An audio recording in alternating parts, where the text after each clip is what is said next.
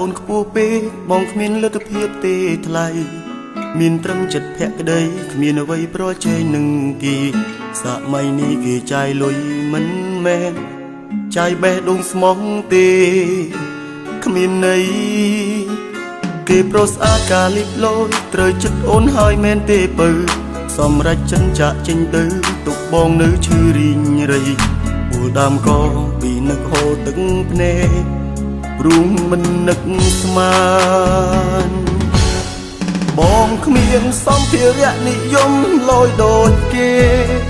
ទើបមាសមេមិនអាចបន្តស្មោះទៀតបានបងក៏คล้ายជាមេរំខានអង្គសិទ្ធត្រឹមនេះតំណែងជាសង្សារទោះយ៉ាងណាយើងធ្លាប់ជាសង្សារគ្នាយូរហើយទោះយ៉ាងណាបងមិនដែលធ្វើបាបចិត្តអូននៅសុខមិនក៏ដកខ្លួនតោងគីចោលបង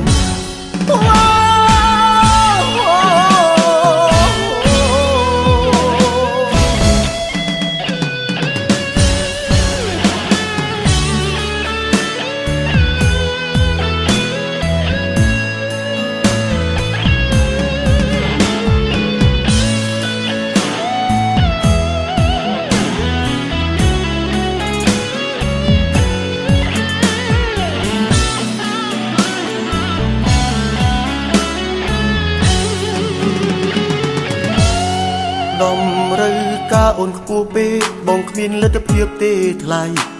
មានត្រឹមចិត្តភក្តីគ្មានអ្វីប្រជែងនឹងគេសម័យនេះគេចាយលុយមិនមែនចាយបេះដូងស្មោះទេគ្មានន័យគេប្រុសស្អាតការលិបលូតត្រូវចិត្តអូនហើយមែនទេបើសម្រេចចិនចាក់ចេញទៅទុកបងនៅឈឺរីងរៃពូលដើមកពីនឹងហូរទឹកភ្នែករួមមិននឹកស្មានបងគ្មានសម្ភារៈនិយមលយដូចគេ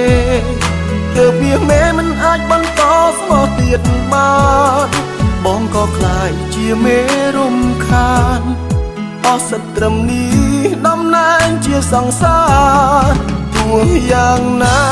យើងធ្លាប់ជាសង្សារគ្នាយូរហើយទោះយ៉ាងណាបងមិនដែលធ្វើបាបចិត្តអូននៅសុខមិនក៏ដកខ្លួន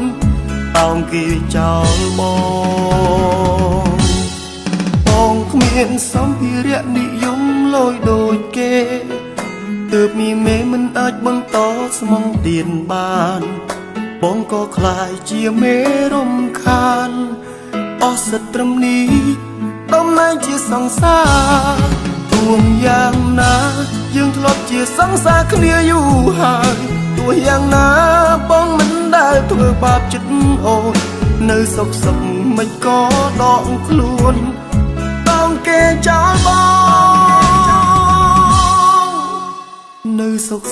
មិនក៏ដកខ្លួនពីបង